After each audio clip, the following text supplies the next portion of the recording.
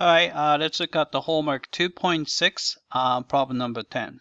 All right, so an object is thrown upward from the top of 48-foot building. So you're on top of the building, which is 48 feet high, and you throw an object upward with an initial velocity of 32 feet per second, right?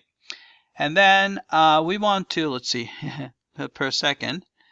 Then let the position function be, free falling object be. All right, so they give you this hint, right? So here.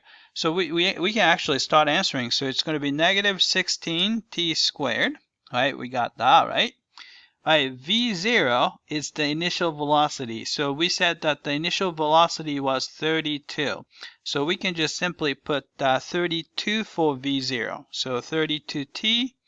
Right, h is the initial height, which is 48 feet, so it's going to be 48. Right, so let's check the answer. All right, I came back, and looks like we got the position function. Right, so if you want the velocity function, all you have to do is take the derivative with respect to t. So put 2 outside, so it's going to be negative 16 times 2 is negative 32t. Right, and the derivative of 32t would be simply 32, and the derivative of 48 is 0. So this is it. Right, let's check the answer. All right, I came back, and looks like we got the velocity function. All right, if you want the acceleration function, you just have to take the derivative of the velocity function. So derivative of negative 32t is negative 32. Derivative of 32 is 0. So this is it. All right, let's check the answer. All right, so it came back, and looks like we got the acceleration function correctly. All right, let's do part B. When will the object hit the ground? All right, so we know that hitting the ground, meaning that position is going to be equal to 0. So what we're going to do is we're going to set this guy position function equal to 0, and then try to solve for it. Okay, so first thing I would do is I'm going to actually go ahead and do pull out the negative 16. So if you get, let's see, pull out the negative 16, we're going to get this. So you're going to have, let's see, s of t is equal to, so we got that. And if you pull out the negative 16, then you're going to get t squared from the first term, right? So if you pull out the negative 16 from 32t, you're going to get negative 2t, right? Right, so we have that. And then if you factor negative 16 from positive 48, it's going to be negative 3. Right, so we got that. And then we can factor this out. So it looks like it's going to be negative 16 is still there. And then you're going to have a linear factor. Let's see, we're going to have to figure this out. Right, so we have to have, let's say, two numbers. If you multiply together, it's negative 3. And add them up is negative 2. So it's going to be plus 1 and maybe negative 3. Right, would that work? And then we're setting that equal to 0, right? So it's going to give you t equals negative 1 and t equals 3. So t equals negative 1 and 3, right? All right, but since we don't have a time machine to go back in time, so negative 1 wouldn't be the correct answer. So positive 3 would be the one, right? So let's type this guy in. All right, so when? So it's going to be 3 seconds later. All right, let's check the answer. All right, I came back, and we got part B correctly. All right, part C.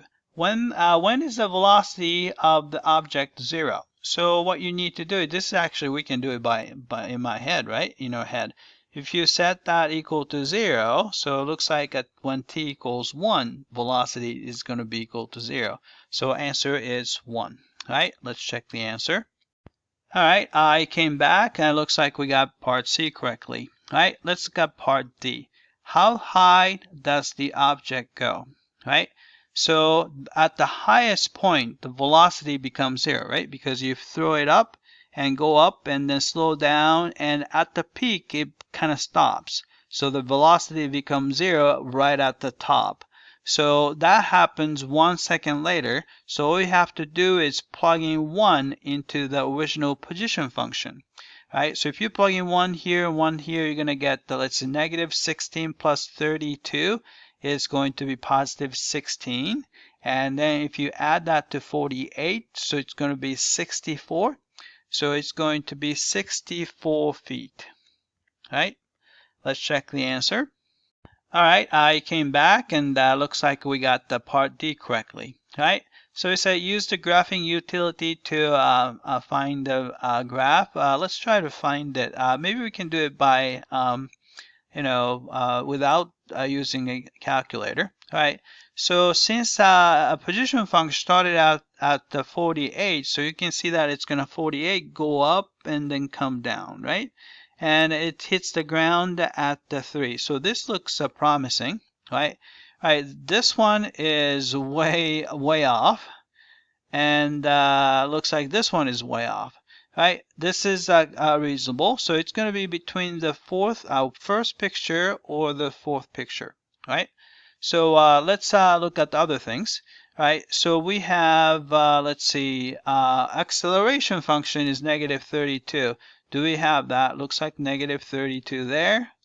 And how about the fourth one, right? Looks like negative 32 there, so that's not good.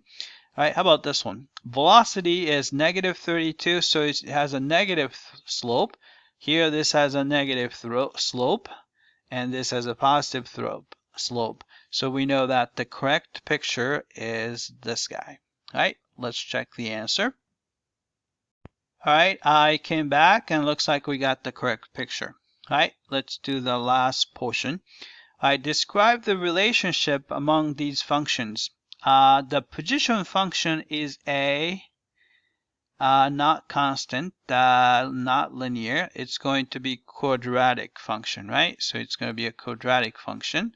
Velocity function is a linear function. And then acceleration function is a constant function because it's just a number, right? Let's check the answer. All right, I came back and looks like we got the last portion correctly as well. All right, that's it. I hope that this was clear.